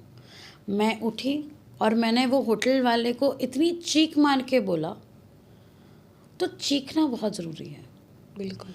अपनी आवाज़ निकालो और बोलना चालू करो। उस दिन मैंने पहली बार अपने लिए आवाज़ उठाई थी और मैंने सही रास्ता चुना। मैंने किसी और पे भरोसा नहीं किया। जिसने मुझे पाल पोस के इस लायक बनाया कि मैं बोल पा रही हूँ, बात कर पा रही हूँ, मैंने उनको फ़ोन किया। और मैं जो भी ही बेटी, जो भी बहू, कोई भी लेडी जो ये देख रही है, मेरे आप सबसे एक रिक्वेस्ट है, अगर ये सीख से अगर आप रिलेट कर पा रहे हो, आपकी लाइफ में कुछ ऐसा ऊपर नीचे हो रहा है, यकीन मानो समाज तो बोलेगा ही। समाज बोलता ही है, चाहे आप अच्छा करो तो बोलेगा, बुरा करो तो बोलेगा। आपके माता पिता ही हैं जिसने आपको पाल पोस के बड़ा किया है और आप उनके पास चले जाओ। माता पिता ना हो तो मेरी तो बड़ी बहन है और बड़ी बहन भी माँ का ही रूप होती है। आपके बड़े भाई होंगे, पापा होंगे, ये होंगे क्या बोलते हैं, भाई बहन होंगे, आपके बड़े भाई होंगे, आपकी बड़ी बहन होगी, कोई तो होगा परिवार में जिससे आप जा पाओ। तो वो सिचुएशन से निकल के वहाँ चले जाओ, उसके बाद सोचना लाइफ में क्या करना है। बट वो सिचुएशन में रह के अपने साथ में कुछ गलत मत करना, क्योंकि तुम्हारी लाइफ तो बस तुम्हारी नहीं है, इंडिया में पूरा खानदान उस लाइफ से जुड़ा होता है। बिल्कुल। आपकी लाइफ आपकी बस ना सपनों में है, ये रियलिटी है। आज मैं यहाँ पे बैठी हूँ 29 बोलते हैं ना 29 को, 29-30 साल की हो रखी हूँ और ये टाइम पे भी मुझे पता है कि आज भी अगर मेरा हक, मेरे से ज़्यादा मेरी बॉडी का, मेरे सोच का हक मेरे माँ बाप का ही है और ये संस्कृति है। और ये संस्कृति होने की वजह से ही परिवार इतना स्ट्रांग होता है। बिल्कुल। वरना अब्रॉड को देख लो, अपने मम्मी पापा से मिलने के लिए अपॉइंटमेंट लेना पड़ता है उन लोगों को। हम तो कभी भी कॉल कर और पहुंच जाए अपने घर पे कि मैं शहर में आ गई हूँ, माँ मैं आ गई हूँ, खाना बना दो। और रात को 2 बजे भी आप बोल दो, आपकी माँ हमेशा एवर रेडी है। बट अब्रॉड में ऐसा नहीं होता। तो जो भारत की जो संस्कृति है ना, ये बहुत स्ट्रांग है। तो एक लड़की और एक लड़का जो भी ऐसे सिचुएशन में हो, उसको पहले फ़ोन घर पे ही करना चाहिए। बिल्कुल। तो निकिता जी, जब आप इस पड़ाव को पार किया, फिर आप अपने घर भी चले गए, तो उस दौरान कभी आपने मतलब इस तरीके की चीज़ें नहीं देखी? या मतलब बहुत अच्छी बात है फैमिली सपोर्टिव हो, क्योंकि उस दौरान रिश्तेदार बहुत परेशान करते हैं कि आ गई मुंह काला करके, फॉर एग्जांपल इस तरीके की वो जो हैं पीछे से जो होते हैं ना बैकफायर वाले जो चीज़ें होती है वो करते हैं, ठीक है? तो ऐसे कुछ चीज़ों का सामना आपने किया? सबसे पहली बात, मेरे पेरेंट्स बहुत स्ट्रांग हैं, ठीक है। और मेरे रिश्तेदार वो रील वाले रिश्तेदार जैसे तो नहीं है, ठीक है। मेरे रिश्तेदारों ने कभी मुझे अगेंस्ट नहीं किया, कभी ये बोला ही नहीं। हो सकता है वो शहर और पढ़ाई का डिफरेंस है कि वो लोग गॉसिप से ऊपर उठ गए। बट हाँ, बहुत सारे रिश्तेदारों को तो ये बात पता ही नहीं है और शायद ये वीडियो से पता चलेगी कि ऐसा कुछ हुआ भी है। क्योंकि हमारे घर पे ना इतना हम बताते नहीं हैं, हम अपने अपने में रहते हैं और सपोर्ट करते हैं। तो रिश्तेदारों ने बोली होगी माँ को बात कि देखा तुम्हारी बेटी चली गई, देखा आ गई। थोड़ा बहुत तो ऊपर नीचे होता है, पर ऐसा कुछ नहीं हुआ कि जिस तरह से वो बोले। बट हाँ, समाज में बहुत हुआ, समाज में निंदा बहुत ज़्यादा हुई। जहाँ पे हम रहते हैं कमेंट्स चालू हो गए, मैं नीचे जाना बंद कर दिया था। गली मोहल्ले में हाँ हाँ, बिल्कुल बिल्कुल, वहाँ पे बोलना बंद। वहाँ पे वहाँ की औरतें, जब मैं जाऊँ मंदिर तो पीछे से कुछ बोले, ये वही लड़की है, ये वही लड़की है, छोड़ के चली गई थी और उसकी माँ ऐसे कर रही थी। तो दिवाली का दिन था, मैं गई नीचे और मैंने कुछ ऐसा सुना और मैं ऊपर आई और मेरे तो आंसू ऐसे निकल जाते हैं ना। तो मम्मी के पास गई और मेरा मुंह थोड़ा सा लो था। मम्मी ने बोला क्या बात हो गई? तो मैंने बोला मम्मी ऐसा मैंने सुना, मैं ना आज के बाद फिर से नीचे नहीं जाऊंगी। माँ ने बोला छुप के रहने की ज़रूरत नहीं है, मेरी बेटी है तो चल। मेरा हाथ पकड़ के नीचे गई और उस दिन पूरी रात जग रहा था मैं, मुझे अपने साथ रखा। और जब भी कोई किसी ने कुछ बोला तो मेरी माँ मुड़ी और बोला कि अगर मैं खोलने पे आ गई ना तुम्हारे घर की बातें, तो इसने तो कुछ नहीं किया, तुम तो अभी भी मुँह काला करवा रहे हो। जो एक्चुअली में जो औरतें होती है जो बोलना चालू करती है ना, वो खुद भी कुछ कर रही होती है। किसी को पता ही नहीं है कि मैं बॉयफ्रेंड के साथ तो नहीं गई थी, मैं तो काम के लिए गई थी, ठीक है। किसी को ये बात तो पता ही नहीं है, तो बोलने वाला तो बोलेगा अभी हम दोनों बातें करें। अगर आप यहाँ पे कोई और मर्द यहाँ पे बैठे होते और मैं एक महिला होती तो कमरे के पीछे क्या हो रहा है किसको पता। बिल्कुल। ठीक है, अपनी बेटी पे भरोसा तो माँ का था ही कि मेरी बेटी है, ये गलत कैसे करेगी। तो उस वजह से, और स्टार्टिंग में मैं ना बहुत वोकल थी, इस टाइम पे मैंने बात करना बंद कर दिया था, बट मैं हूँ बहुत मुँह फट। ठीक है, तो लोग मुझे बोलने से पहले 2 बार सोचते ज़रूर है कि ये तो खटिया यहाँ खड़ी कर देगी। अब जैसे अब हमारे समाज के बारे में हम बात करें तो आधा समाज तो यही बोलेगा कि एक लड़के के साथ इतने टाइम तक घूम के आई है, बोलता है। ठीक है। और अभी ऑन कैमराज हमारे पास भी कुछ कमेंट आ सकते हैं इस चीज़ को लेकर के कि ऐसे कैसे विश्वास कर ले, कोई लड़का ऐसे छोड़ देगा किसी लड़की को, लेके भी गया, घूम के भी गया, इतने दिन लेके आया। छोड़ा तो नहीं ऐसे है कमेंट्स को भाई। किस तरीके से टैकल किया आपने? सबसे पहले वो लड़के ने छोड़ा नहीं। जब मैं वो बात मैंने बीच में रोक दी थी, जहाँ पे जब मैं आई, मम्मा ऋषिकेश से लेके आई मुझे, तब मैंने सोचा कि यहाँ ही छोड़ दो, यही मेरी जगह है। तो उस दिन मैंने अपनी माँ को रोता हुआ देखा पहली बार, इतनी चीखें मार के कि मेरी यहाँ पे मौत हो चुकी है। इतना रोई क्योंकि वो घर जो था वो था 2,500 का रेंट था उस घर का। और मैं जिस जगह से बिलोंग करती हूँ, हम वेटर को 500-1,000 रुपये तो टिप ऐसे ही देते हैं खाने के बाद में। और हालांकि मैं इवेंट से थी, तो इवेंट में तो मैं ज़्यादा ही पैसे खर्च कमाती भी थी और देती भी थी, क्योंकि मम्मी ने बोला देने की हैसियत हो तो देना चाहिए। आपको बहुत अच्छे हाथ होते हैं जो देने वाले हाथ मिलते हैं, बहुत शुभ, मतलब आपने कुछ अच्छा किया होता है इस वजह से आप दे रहे हो, दे पाओ तो देना चाहिए। तो मैं एक्चुअली मैं इतना टिप देती हूँ, आज भी देती हूँ लोगों को। कोई बैग उठा दे तो मैं सीधा 500, 100, 200, 300 रुपये दे देती हूँ कि मुझे लगता है मुझ जैसा वापस नहीं मिलेगा। अब जब मैं हूँ तो मैं ही अपना काम कर देती पूरे दिन का। ठीक है, उस दौरान मैंने फिर से एक गलत चीज़ करी। मैंने समाज के डर से मैं वहाँ पे फिर रुक गई। मैंने सोचा इसके साथ में ही शादी करने का सोचती हूँ, यहाँ ही रह जाती हूँ। वो सबसे बड़ी गलती थी, क्योंकि जब मैं उसके घर पे खड़े रह के जब मैंने उसको बोला कि मैं तो अभी यहाँ ही रहूँगी, अब जब तूने इतने मेरे ख़ानदान में बोल दिया सबको, जो भी हो जाए मैं यहाँ रहूँगी, हटा के बता मुझे। क्योंकि तब तक तो मेरी माँ, जब माँ आ जाती है ना लड़कियों के पास, सपोर्ट ऐसे हो जाता है और यू स्टार्ट स्पीकिंग। तो मैंने उसको बोला बहुत ज़ोर से, और मैंने बोला यहाँ ही रहूँगी, अब तुम्हें जो करना है कर लो। तो मुझे उसने कुछ नहीं बोला, एंड उसके बाद में उसका हो गया मारना पीटना चालू। ठीक है, उसके बाद वो हैवान बन गया। हैवान ऐसा कि मैं बस छोटा सा एक सेकेंड या 1 मिनट की एक इंसिडेंट बताऊंगी तो आप इतने से काफ़ी समझ जाओगे। और ये मेरी लाइफ का, जो मैंने बात की है, ये मेरी लाइफ का जो मैंने वो टाइम देखा है, इसका 5% भी नहीं है। ठीक है, मैं सिंपैथी लेने तो आई नहीं हूँ यहाँ पे, मैं आप सबको बताने आई हूँ कि आप क्या क्या चीज़ें बोल भी नहीं पाते लोगों को। और मैं कितना भी एक्सप्लेन करूँ ना, यहाँ पे 10 घंटा भी बोल लूँगी तो 8 महीने, 1 साल, 1.5 साल को एक्सप्लेन नहीं कर सकते। आएंगे और ना ही कोई उन चीज़ों को फील कर सकता है। हम बस ये एक्सप्लेन नहीं कर सकते। हम वही चीज़ है कि हम उन मतलब जो हुआ है उस दौर से हम किसी एक पर्सन को भी बता दे कि भाई अगर तू ये करने वाला है तो प्लीज़ संभल जाओ पहले ही। इस वजह से जो जी मैं आपके पास आई, तो वही चीज़ हम भी चाहते हैं कि भाई वो जो रास्ता है जो हम देना चाहते हैं इन लोगों को, तो प्लीज़ उस चीज़ से समझें आप, सीखें आप। बिल्कुल। तो वही बात है कि हम 1 घंटे में वो चीज़ें बिल्कुल भी एक्सप्लेन नहीं कर सकते, पर वो जो दर्द आपकी आंखों में दिख रहा है, वो जो आंसू हमारे बहते हैं बोलते बोलते, तो वो दर्द अपने आप बता देता है कि आप उस दौरान कितना कुछ सहन करके आए हुए होते हो। एक चीज़ बताती हूँ जिससे देखने वाले कमेंट्स तो जी भर के करेंगे, और जो लड़की फील कर पा रही होगी उसको समझ आएगा मैं क्या बोल रही हूँ। मेरा फ़ोन घुमा देता था, घर वालों से बात नहीं कर सकती थी, हमेशा गीद की नज़र से मुझे देखता रहता था मैं क्या कर रही हूँ, कहाँ जा रही हूँ। तो मतलब एकदम जेल जैसा हो गया है सिचुएशन। उसके बाद अगर मैं भूल चुक के मुझे कुछ काम मिल गया और कहीं पर एंकरिंग में चली गई, जब मैं लौटती थी तो या तो सर ने ड्रिंक कर रखी होती थी, या तो वो कुछ अपना कुछ पता नहीं क्या कर रखा होता था, सस्ते नश्ते करता होगा, जाके रुमाल जो चलता है ना, सस्ते नश्ते कर रखा होगा, आता था और बोलता। मतलब एक दिन तो ऐसा हुआ, ऐसे एक सीन बताती हूँ, ऐसे हाथ रखा हुआ है और चाकू लेके टक टक टक कर रहा है। मैंने एंट्री करी और मैंने बोला भाई क्या कर रहे हो, क्या हो गया? तो बोलता मैं तो प्रैक्टिस कर रहा हूँ कि तेरे हाथ पे कर पाऊँ। एक बार रात को सो रही थी, आँख खुली तो यहाँ पे चाकू, कि बता कौन सी आँख निकालूं।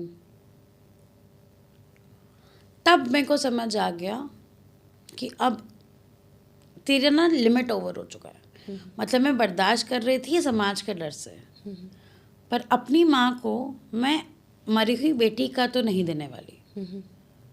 समाज में क्या होता है ना, अब अगर बेटी चली गई है तो अब उसकी अस्थियां ही वापस आएगी, मर के आएंगे, ये सब देखो, ये सब ड्रामा है। ठीक है, आजकल अगर कोई आपको मारे पीटे कुछ भी करे, भले ही आपके घर वाले भी सपोर्ट ना करे, आपकी लाइफ जीना का हक आपका है। आपको ये इंसानी जीवन मिला है, उसको छीनना नहीं चाहिए।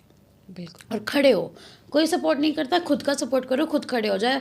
5,000 की नौकरी कर लो, 10,000 की बाइक की, ऐसे 3-4 घर मिल जाएंगे। मैं लिटरली सोचा था कि कहीं नहीं मिल रहा, मैं 10,000 के लिए कहीं बर्तन मांज के आ जाती हूँ। 1,000 रुपये तो ऐसे ही कमा लूँगी मैं जाके कहीं पे। ठीक है, ये चीज़ जब मैंने फील करी, उसने वापस से मेरे घर पे धुआंबाज करने लगा और 3-4 दिन तक मैं बेहोश रहने लगी। उस दौरान मेरी मम्मा का उस एक ही फ़ोन था हम दोनों के बीच में। एक दिन फ़ोन चार्ज पे मेरे बेड के पास लगा था और मैं बेहोश पड़ी थी। भगवान, फिर से बोल रही हूँ ना, भगवान ही है हर जगह पे। भगवान की वजह से आँख खुली और देखा 150 मिस कॉल मेरी माँ के। उन्होंने मुझे सुबह बात करी थी और मैंने बोला नहीं मम्मा, खाना कुछ नहीं खाया मैंने। और इसने सारी उल्टी बातें करी कि मैंने तो इसको छोले भटूरे खिलाए हैं, अभी राजमा चावल बना रहे हैं घर पे, सब बढ़िया चल रहा है, सब बढ़िया चल रहा है। क्योंकि अभी तो माँ मिल के गई थी ना, छोड़ के गई थी तो मम्मा ने मिल लिया था, तो फिर ये हो गया। उसके दौरान मैं बेहोश हूँ, मेरे पैर नहीं चल रहे, 3-4 दिन से धुआं इतना चल रहा है घर पे कि समझ नहीं आ रहा क्या हो रहा है। और उस दौरान मम्मी का फ़ोन आया तो मैंने कॉल किया, तो मम्मी ने मुझे बस इतना बोला कि बेटी मैंने ना नीचे लोग भी भेजे हैं, कैब भी वेट कर रही है, 5 घंटे हो गए हैं, तो उठ के बस अपनी कुंडी लगा दे। तो मैंने मम्मी ये मेरे को नहीं जाने देगा। तो आप जो बोल रहे थे कैसे निकलते हैं, माँ ही निकालती है। वहाँ पे मैंने बोला मम्मी ये नहीं जाने देगा। बोलता है ऐसे कैसे नहीं जाने देगा। मेरी मम्मी ने उसकी मम्मी को कॉन्फ्रेंस पे लिया और बोला अगर मैं फ़ौज भेज सकती हूँ ना, तो मैं आप सबको मेरी लॉयर की टीम को लाके पीछे भी पहुँचा सकती हूँ। तो ये तो मत ही सोचो कि मेरी बेटी दे दी है या मेरी बेटी को छोड़ दिया है क्योंकि वो रोई है, उसने बोला कि माँ मैं घर नहीं आऊँगी, तो उसका प्यार है मेरे लिए कि मैं बर्दाश्त कर रही हूँ जो भी हो रहा है। अब जाना है नीचे, ऑलरेडी नीचे कैब आ रखी है, उसको बोलो जाए। मैं उस दिन, एक ही फ़ोन था और मेरी माँ ने मुझे बस एक चीज़ बोला, अगर तो मेरी बेटी है वो फ़ोन तो घर लेके आएगी, ना ही मुझे तेरे कपड़े चाहिए ना ही कुछ और चाहिए। वो फ़ोन जिसकी वजह से उसने को इतना टॉर्चर किया, हर बार फ़ोन घुमा देता था, तो फ़ोन लेके आ जा, ताकि वो अब क्या करेगा उसके ऊपर है। जो वो एक फ़ोन का साधन से तो थोड़ा बहुत कमा रहे थे हम लोग। मम्मी ने मुझे बस ये बोला तेरा फ़ोन है, तेरा हक है, उसको लेके आ जाओ, कोई डॉक्यूमेंट्स नहीं लाना, कुछ नहीं लाना, सब कुछ कैब वाले के पास ऑलरेडी है। मेरा आधार कार्ड, मेरा हर चीज़ कैब पे था ऑलरेडी। मुझको नहीं पता मेरी माँ ने कैसे क्या किया होगा। एंड मैं नीचे उतरी, गई, ये नहीं छोड़ रहा था मुझे, इसने बहुत चीखें मारी। इसने अपनी मम्मा को बोला कैसे कैसे है, जिसका मन करेगा आएगी, इसका मन करेगा चली जाएगी, यहाँ पे कोई हमने भंडारा खोल रखा है क्या। उसकी माँ ने बोला कि देख, तुझे अगर ज़िंदा रहना है और तुझे अगर चक्की नहीं पीसनी है, ये किसी की बेटी है, जाने दे इसको, क्योंकि अब उसकी माँ आ चुकी है।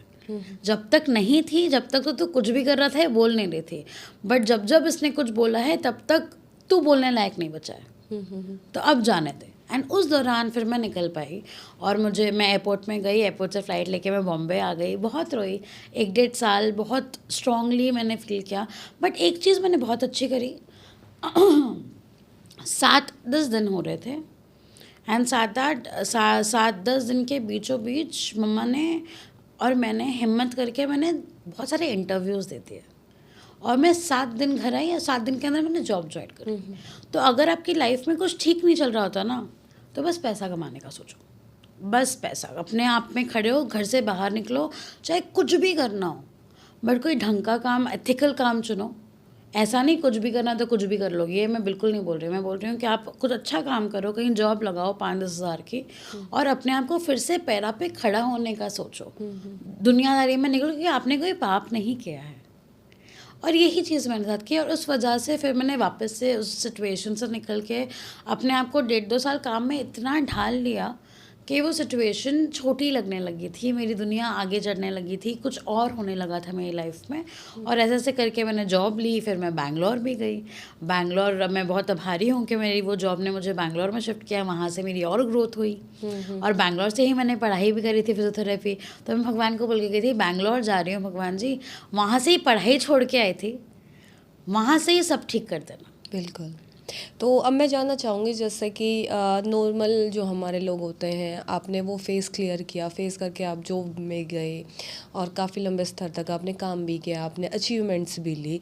तो जो बेसिकली होता है ना कि एक जॉब के लिए फ़िज़िक्स बहुत अच्छी होनी चाहिए, ठीक है, आप सुंदर दिखने चाहिए, आजकल ये बहुत हो गया है। आपकी मतलब कि आपके स्किल्स की वैल्यू नहीं होती है, दिखावे की ज़्यादा होती है कि आपको खड़े होने वाला बिल्कुल फिट हो, मिनी ड्रेस पहन रखी हो, बहुत अच्छे से बात कर रहा हो। हालांकि आपके अंदर इतनी क्वालिटीज़ है कि आप उनसे ज़्यादा काम कर सकते हैं, आप उनसे ज़्यादा दिमाग लगा सकते हैं, पर वो चीज़ें कभी आपने फेस नहीं की, या फिर की भी तो आपने उनको किस तरीके से जवाब दिया? क्योंकि हमारी पब्लिक भी अब ये जानना चाहेगी ज़रूर आपको देख करके कि कई बार आपके मोटापे को लेकर के आपको पुट कर दिया जाता है, समाज मोटापे को लेकर के बहुत कुछ बोलता है। इवन दो लड़कों का जो सो कॉल्ड फैंटेसी होती है वो होती है फिट वुमेन, बिल्कुल सुंदर हो, दिखने में हो। तो इस तरीके की चीज़ें जो आपने फेस की, तो वो उनको किस तरीके से आपने समझा? ज्योति जी, हम स्टार्ट करते हैं उल्टा। आपने मुझे 3-4 क्वेश्चन पूछे, लास्ट वाला मुझे इंटरेस्टिंग लग रहा है, तो पहले मैं उसका आंसर देने की परमिशन मांगना चाहूँगी। हाँ, बिल्कुल बिल्कुल। तो आपने जो बताया लड़कों की जो फैंटेसी होती है, देखो लड़कों की फैंटेसी अच्छी बॉडी और अच्छी दिखने वाली लड़की शादी के लिए होती है। ये बुरा समाज का एक धब्बा है। उनको लगता है मोटी लड़कियां हैं तो ये इजी है, इजीली अवेलेबल है, बेड पे आसानी से आ जाएगी, खर्चा नहीं करवाएगी, दब के रहेगी। तो उस तरह से ना लड़कों की फैंटेसी जो एक होती है अच्छी फैंटेसी और एक होती है डार्क फैंटेसी, जिसको हम बोलते हैं सेक्स।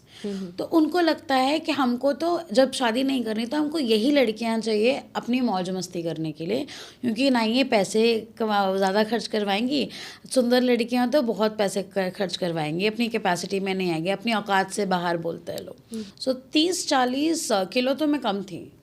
ये जो मेरा वेट है ये अभी आ रहा है पिछले 3-4 सालों से, सबसे पहले कोविड के बाद। सेकंड चीज़ हो गई कि ये जो चीज़ मैंने अपने अंदर छुपा के रखी थी ना, इतने दिनों से मैं अपने आप को दर्द दे रही थी, मैं सोच रही थी कि मैं क्या कर रही हूँ, मेरी लाइफ में मैंने सब कुछ ठीक किया तो ये क्यों हो गया था मेरे साथ, भगवान जी ने मेरे साथ ये सब क्यों किया। तो ये दौरान ओवर थिंकिंग की वजह से अपने आप को दर्द देने के चक्कर में मेरी तो हिम्मत ऐसी नहीं थी कि मैं मिरर में भी अपने आप को देख पाऊँ। ठीक है, तो इस टाइम पे अपने आप को सबसे ज़्यादा कष्ट देती है महिलाएं। ठीक है, तब मेरी बॉडी बहुत मोटी होने लगी, मैं सब कुछ हुआ। तो अब जो मोटापे का बोल रहे हो, जॉब में तो ऐसा कुछ नहीं हुआ। ठीक है, जब मैं जॉब करी तब नहीं, इवेंट लाइन में होता था, क्योंकि इवेंट में सब ग्लैमर की दुनिया है, स्टेज पे है, तो वो थोड़ा सा जज करते थे। बट फिर भी मैं इतनी मोटी नहीं थी तभी कि मेरे को नहीं मिल रहा है, तो ठीक ठाक मिलने लगा। बट जब वापस से जॉब करने के बाद मेरे को जब इवेंट में जाना था, तो ये शरीर के साथ में मुझे 1500 का शो नहीं मिल रहा था, और जबकि मैं एक साथ के बाद में 7-8 हज़ार रुपये 2-3 घंटों के स्टेज पे बात करने का। तो वहाँ से मुझे समझ आया, अब निकिता तो माइक पे तो नहीं बोल पाएगी, बट देखा मैंने ये शरीर के साथ माइक भी वापस पा लिया। बिल्कुल, जब काबिलियत हो तो फिर माइक, और जो खूबी होती है तो माइक कितने दिन पीछे भागेगा। तो अब मेरे लिए जो मैं काम करती थी, अब मेरे लिए स्टेज लोग सेट करेंगे और मैं लोगों को जाके अपनी स्पीकिंग की एबिलिटी से उनको कुछ और सिखाऊंगी। बिल्कुल। तो मैंने अपना रास्ता, और वो जो उसने एक लाइन बोली थी ना, यही तेरा नर्क और यही तेरा स्वर्ग बना के रख दूंगा, तो को समझ ही नहीं आएगा।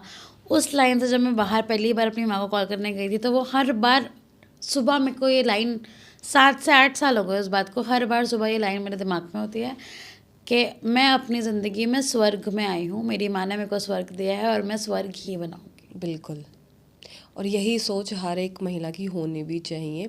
और मैं साथ साथ उन भाइयों की भी बात करूँगी, ऐसा नहीं है कि कोई मतलब इंसान इस तरीके के माहौल में ना हो, बल्कि हमारा मानना आधा तो ये होता है कि कुछ ऐसे भी हमारे भाई होते हैं वो तो किसी को बता भी नहीं पाते हैं। हाँ जी बिल्कुल। वो सारी उम्र ताउम्र उन्हीं उसी प्रेशर में हाँ होता है। उसी प्रेशर में उसी बाउंड्री में ख़त्म भी हो जाते हैं, क्योंकि उनका उनके हिसाब से और उनकी जगह ही बिल्कुल अलग होती है, तो वो तो उसी प्रेशर में ही रह जाते हैं। तो खैर वो तबका हमारा बहुत छोटा है, बहुत ही छोटे हैं जो मतलब इस तरीके के आदमी होंगे। अदरवाइज सारी हमारी वुमेन्स ही ऐसी होती हैं जिनको इन चीज़ों को सामना करना पड़ता है। नहीं, आजकल जब देखते हैं कि लॉ बायस्ड है, हाँ, और औरतें झूठा केस में भी लोगों को फंसा रही हैं। लॉज इतने आ गए हैं कि वो मतलब नाजायज़ फ़ायदा ज़्यादा उठाती हैं हाँ जी, उनका। बिल्कुल। और ये बनाए गए थे जायज़ औरतों के लिए कि भाई जो वाकई में तकलीफ़ हैं वो उन चीज़ों को समझे, पर होता क्या है, जजमेंट पे जजमेंट पेश होती रहती हैं। जो विक्टिम होती है वो थोड़ी समझदार निकल जाती है। जैसे मैंने उसका कुछ बिगाड़ा नहीं, मैंने भगवान को बोला, भगवान तू मालिक, मैं अपनी सवार लेती हूँ, तुझे जो करना है वो कर ले, आप सब देख लोगे। ज्योति जी, मुझे एक बहुत आपके दर्शकों को एक बात बतानी है। ऐसे जो लोग होते हैं ना, वो घूम घूम के वापस आने का काफ़ी ट्राई करते हैं। आज मैं ये स्टोरी लेके आई हूँ, वो इस वजह से भी लेके आई हूँ क्योंकि आज से 1.5-2 महीने पहले इसने फिर से मुझे कांटेक्ट करने का ट्राई किया। 6 साल मैंने जब ये बात अपने अंदर दबा के रखी, उसको लगा वो फिर से मेरी लाइफ में कुछ कर पाएगा, उसके पास पावर है। तो अब मैंने सोचा सबको बताऊंगी, जिसको जो बोलना है बोलो। आप बोल रहे थे ना कमेंट कैसे हैंडल करोगे, भाई आपका मर्जी है, आपका क्या, आपका मोबाइल है, आपका दिमाग है, डालो नीचे, हम आपको कमेंट पढ़ते ही समझ आ जाएगा कि आपका क्या दिमाग है। सस्ता हो गया इंटरनेट, लोग तो बोलेंगे ही बोलेंगे। जब मैं अभी तो मौका भी दे रही हूँ, बोल लो भाई, बट मैं इसलिए मौका दे रही हूँ कि मुझे कोई फ़र्क नहीं पड़ता। जिस स्टेज पे मैं बैठी हूँ, आप लोग को उस स्टेज पे बैठने के लिए बहुत टाइम लग जाएगा, कमेंट से तो नहीं पहुँच पाओगे। बिल्कुल ठीक है, तो बोल लो, कोई फ़र्क नहीं पड़ता। और तो आप भी यही सोचो, जो बोलता है ना, वो बोलते हैं ना, जो कुत्ते होते हैं भौंकने वाले, वो काटते नहीं हैं, कभी कभार काट भी लेते हैं बट मैक्सिमम नहीं काटते। तो ऐसे ही हमारे नेगेटिव लोग होते हैं लाइफ में, जो आपको बार बार ना घेरा बना के आपको नीचे खींचने का ट्राई करेंगे। तो मैंने इसलिए अपने आप को हिम्मत दिखाई, और फिर मैंने इससे पहले जोश टॉक में भी बोला, और भी कुछ और प्लेटफॉर्म्स है, उसके बीच में ही आपसे मुलाकात हो गई तो मैं यहाँ बोल रही हूँ। बोलना बहुत ज़रूरी है। तो जो भी महिलाएं हैं, अगर आप इससे कुछ भी एक सीख लेना चाहते हो, अपने लिए बोलना चालू कर दो। अगर कुछ गलत हो रहा है, सबसे पहले खुद को बोलो ये गलत है और मैं ये बोलूँगी। जब आप बोलने लगोगे ना, तो आजू बाजू वाले जो लड़के होते हैं वो खुद ही आधे डर के भाग जाते हैं। बिल्कुल ठीक है, तो बोलना बहुत ज़रूरी है। एंड आप वैसे बहुत अच्छा चैनल चला रहे हो, बहुत अच्छा आपका सद्भावनाएं हैं सारी औरतों के लिए, आदमियों के लिए जो ऐसी चीज़ें देख रहे हैं। आपने लॉज की बात करी थी, वो आदमी वाली, तो अब हम उनके लिए ज़्यादा तो कुछ नहीं कर सकते, बट ये ज़रूर कर सकते हैं कि अगर आप ऐसे कोई पीड़ा से जा रहे हो, तो प्लीज़ आप किसी समझदार इंसान से या किसी एक्सपर्ट से राय लें। आपके लिए वो इंसान समझदार होगा, हो सकता है वो भी कोई ट्रॉमा में हो, बिल्कुल अपने पास से वो रिलेट करके आपको गाइड करेगा। मैंने माइंडसेट कोचिंग कर रखी है, मैंने बिजनेस कोचिंग कर रखी है। ये चीज़ से निकलने के लिए मैंने बहुत सारी किताबों का इस्तेमाल किया, पढ़ाई का इस्तेमाल किया, इन्वेस्टमेंट किए, पैसे कमाए, इन्वेस्ट किए, कोचेस में लगाए, कोर्सेज किए, बहुत सारी सीख ली। तो आपको एक्सपर्ट के पास जाना बहुत ज़रूरी है, क्योंकि उनको पता है कि आप क्या सिचुएशन, क्योंकि आपके सिचुएशन उन्होंने ऑलरेडी 1000 पार लगाए होंगे। बिल्कुल तो जो बोलते हैं ना कि जो माली होता है उसको जो काम आता है वो हमको तो नहीं आएगा, क्योंकि माली वाला काम माली करेगा, जो सुनने वाला काम सोना वाले करेंगे, जो जवेरी बोलते, क्या बोलते हैं हम उसको, जो सुनार बोलते हैं, हीरे तराशने वाला काम हीरा करेगा। तो वैसे ही इंसान को तराशने का काम आजकल कोच और कंसल्टेंट करते हैं। तो अगर कोई कठिनाइयों समझना है, क्या करना है, तो आपको ऐसा कोई एक्सपर्ट के पास जाना चाहिए, और वो आपको बचा लेगा वो सिचुएशन से, वो राइट गाइडेंस देगा। अगर आपके घर वाले भी अच्छे नहीं, कुछ नहीं है, तो एक्सपर्ट के पास जाओ, वो निर्भावना से आपको सब कुछ समझाएगा क्या करना चाहिए, क्या नहीं करना चाहिए, है ना। और हाँ, प्लीज़ जितने भी आदमी और जितने भी हमारे भैया हैं, वो सारे जितने भी ये देख रहे हो, प्लीज़ आगे बढ़िए। और अगर आपके हाथ में कुछ भी हो रहा है, सबसे पहले डॉक्यूमेंटेशन करना स्टार्ट कर दीजिए, रिकॉर्डिंग करना स्टार्ट कीजिए, कैमरा यूज़ कीजिए, कैमरा घर पे लगा लीजिए, फ़ोन फोटो लगा लीजिए। अगर उनके हाथ में कोई जुल्म हो रहा है, उनको लग रहा है कि ब्लैकमेल कर रही है बीवी या गर्लफ्रेंड या कोई भी महिला आपको कुछ कर रही है, अपने आप को बचाने के लिए प्लीज़ डॉक्यूमेंटेशन का यूज़ कीजिए, क्योंकि है वकील है, जज है, और अगर आपने अपने आप को बचाने के साधन कर लिए होंगे तो आप बच पाओगे, उस सिचुएशन से निकल पाओगे। बिल्कुल ठीक है। तो अभी मैं जो हमारा एंड हो रहा है तो मैं थोड़ा सा आपका डिजिटल मार्केटिंग के बारे में जानना चाहूँगी कि किस तरीके से जो सीखने वाले बच्चे हैं हाँ जी। वो इस लाइन में किस तरीके से जा सकते हैं और किस तरीके से वो ऑनलाइन ही ट्रेनिंग ले सकते हैं। और बिल्कुल। कुछ ऐसी हमारी महिला हैं जो घर बैठे भी काम करना चाहेंगी तो उनके लिए क्या रास्ता निकाल सकते हैं? देखो 3 चीज़ें हैं बेसिकली। पहली चीज़ तो ये है कि डिजिटल मार्केटिंग बहुत ही ज़्यादा मोबाइल मार्केटिंग हो चुका है, फ़ोन से कर सकते हो, ज़रूरी नहीं है आपके पास लैपटॉप वगैरह हो। यूट्यूब पे काफ़ी वीडियोज़ हैं, वो वीडियोज़ हिंदी में भी होती है, हरियाणवी में भी होगी, हर जगह पे कंटेंट आजकल इतना चल रहा है, सब कंटेंट बनाते हैं। आप पहले तो 10 दिन वो सीखिए कि किसी का ऐड कैसे चलाना है, किसी के लिए कैनवा पे जाके ग्राफिक कैसे बनानी है, थंबनेल कैसे बनाना है, वो बहुत ईजी होता है और महिलाएं और पुरुष दोनों ही ये चीज़ कर सकते हैं। तो थोड़ा थोड़ा सीखना स्टार्ट कीजिए और अगर आपके पास पैसे हैं तो अच्छे लोगों से सीखना स्टार्ट करें, कोचिंग स्टार्ट करवाइए। दूसरी चीज़ जो मैं कहना चाहूँगी, डिजिटल मार्केटिंग की वजह से ना आपकी जो कला है वो आप लोगों तक पहुँचा सकते हो। जैसे अगर मेरी समझ है, मैंने पिछले 12 सालों से marketing, sales, branding, client servicing इसमें काम किया है। तो जितनी भी मेरी स्ट्रैटेजी वगैरह थी, अब मैं यही लोगों को सिखाती हूँ कि अपना बिजनेस कैसे बनाएं। तो आपके अंदर भी तो कुछ गुण होगा, या तो कुकिंग का होगा, या तो मेहंदी लगाने का होगा, या तो फिर सैलून का होगा, कुछ भी। तो आप अपने इंटरनेट के माध्यम से वो ही सिखाना स्टार्ट कर सकते हो। अगर आप सिखाना स्टार्ट करते हो तो आप कोच खुद भी बन जाओगे, ठीक है। और कोचिंग लाइन में तो पैसे बहुत है। मेरे सारे क्लाइंट्स भी कोच ही हैं, वही मेरे पास में आते हैं कैसे क्या करना चाहिए, क्या करना चाहिए। और लोगों को आजकल सीखना मन है। आजकल ना लोग इन्फ्लुएंसर्स के हाथ में नहीं जा रहे, उनको आप जैसे और मुझ जैसे नॉर्मल लोगों से सीखने में मज़ा ज़्यादा आता है, क्योंकि उनको लगता है कि ये तो इतने बड़े नहीं हैं तो हम इनसे सीख लेते हैं, हम कुछ तो बेटर सीख जाएंगे। हमारे पास टाइम होता है, इन्फ्लुएंसर के पास टाइम नहीं होता बड़े बड़े नंबर्स के पास में, ठीक है। और तीसरी चीज़ ये कि थोड़ा सा ना बात करना सीख जाए, क्योंकि जो आपकी बोली और जो आपका लेखन बोलते हैं कि आप जो किताब पे लिख सकते हो और जो अपने मुंह से बोल सकते हो, यही लक्ष्मी जी लाती है। बिल्कुल। ठीक है। तो अगर आपकी वो जो महिलाएं हैं उनको आप ये बोल सकते हो, या मैं बोलना चाहूँगी उन महिलाओं को जो घर से ये वीडियो देख रही हैं, कि आप बात करना सीख जाओ। यूट्यूब पे ट्रेनिंग वीडियोस होंगी, मैं भी कुछ अपने यूट्यूब वीडियोस पे ट्रेनिंग वीडियो, अभी आपने जब बता दिया है तो मैं भी आप लोग के लिए काफ़ी कंटेंट बना दूँगी, जिसकी वजह से आप खुद सीख पाओगे कि घर पे फ़ोन पे बात कैसे करते हैं। 3 घंटा 4 घंटा काम कोई भी कर सकता है घर से बैठ के, और वो काम करे। और जैसे कोच कंसल्टेंट होते हैं ना, हमारे ऑनलाइन ऐड चलते हैं अपने क्लाइंट्स के लिए, तो वहाँ पे टेलीकॉलर की बहुत ज़रूरत होती है। तो ऐसी महिलाएं वहाँ पे अपना वो भेज सकती है ना, ये जो रिज्यूम होता है, रिज्यूम भेज सकती है, एंड उस वजह से उनको अपॉर्चुनिटी मिल सकती है कि अपने घर पे बैठ के फ़ोन पे डील मीटिंग सेट करवा दे। मीटिंग सेट करवाने के भी, अगर आपका 1 लाख का प्रोडक्ट होता है तो मार्केट में अगर आपकी मीटिंग सेट हो गई और वो मीटिंग क्रैक हो जाती है तो 2-2.5 हज़ार रुपये आराम से सामने वाला दे देता है। तो आप सोचो 50 कॉल करोगे, 2 मीटिंग निकलवा ली, 2 में से 1 बिक गया, तो आप घर पे एटलीस्ट 2,000 तो एक दिन में कमा ही पाओगे। 500-2,000 तो कोई भी कमा सकता है आज की दुनिया में। मोबाइल ने इतना अच्छा चीज़ कर दिया है। तो नहीं जा पा रहे हो बाहर, तो अपना इंस्टाग्राम और फेसबुक देखना बंद करो, ठीक है। पॉलिटिक्स, अपने ग्रंथों की बातें, सारी बातें अपनी जगह पे एकदम सही है, ठीक है। बट जब पैसा आता है ना, तब सही होता है सब कुछ। पैसा बहुत ज़रूरी है। लोग बोलते हैं कि पैसे के पीछे मत भागना चाहिए। मैं बोलती हूँ अगर आपकी लाइफ में पैसा होगा तो आपकी सारी लाइफ ठीक होगी। तो थोड़े पैसे तो ज़रूरी है यार, जीवन खाना जीवन के लिए पैसा तो ज़रूरी है। बिल्कुल ज़रूरी। सब बोलते हैं कि पैसा नहीं इम्पोर्टेंट है, बट मैं बोलती हूँ अगर पैसा नहीं होगा तो बाकी सारे रिश्ते भी फीके पड़ जाएंगे। बिल्कुल। बहुत अच्छा लगा निकिता जी आपसे मिलके। और जो बिज़नेस की बात है वो खासकर मैं चाहूँगी कि महिलाएं कुछ सीखें उससे कि घर बैठे हम कर सकते हैं। हम निकिता जी की आईडी और जो इनका आने वाला जो चैनल है जिसमें आए वो इन तरीके की कंटेंट के बारे में बताएंगी, ट्रेनिंग देंगी, वो हम नीचे टैग कर देंगे।